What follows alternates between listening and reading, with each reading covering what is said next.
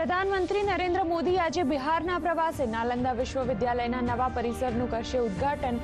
વિશ્વવિદ્યાલયની ઐતિહાસિક ધરોહરનું પણ કરશે નિરીક્ષણ। 17 દેશના મિશન પ્રમુખ સહિતના દિગ્ગજો રહેશે ઉપસ્થિત।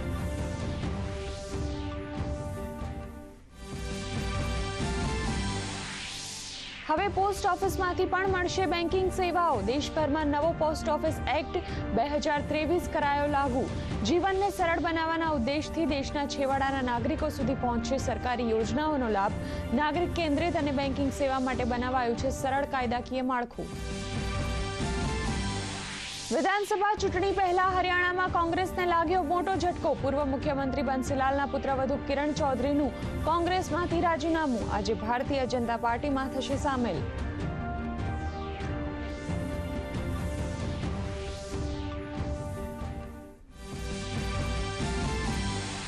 દિલ્હીના મુખ્યમંત્રી અરવિંદ કેજરીવાલને આજે કોર્ટ સમક્ષ કરાશે રજૂ।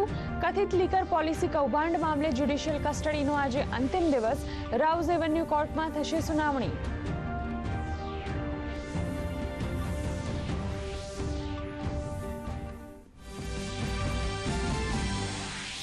ઉત્તર ભારતમાં આજે હીટ વેવની આગાહી। દક્ષિણ અને મધ્ય ભારતમાં વરસાદના કારણે ગરમીથી રાહત। આસામમાં ભારે વરસાદ બાદ પૂરની સ્થિતિ।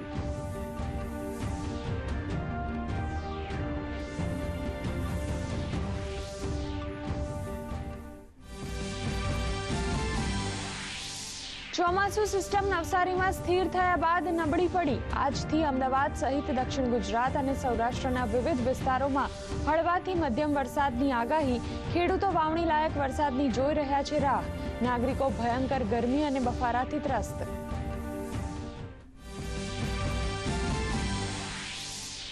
ખેડા જિલ્લાના માતરમાં વકર્યો પાણીજન્ય રોગચાળો। દૂષિત પાણીને કારણે 3 લોકોના મૃત્યુ। આરોગ્ય વિભાગની ટીમે ઘેર હાથ ધરી સર્વેની કામગીરી। ગામના 4 બોરવેલ બંધ કરી ટેન્કરથી પાણી આપવા કરાઈ વ્યવસ્થા।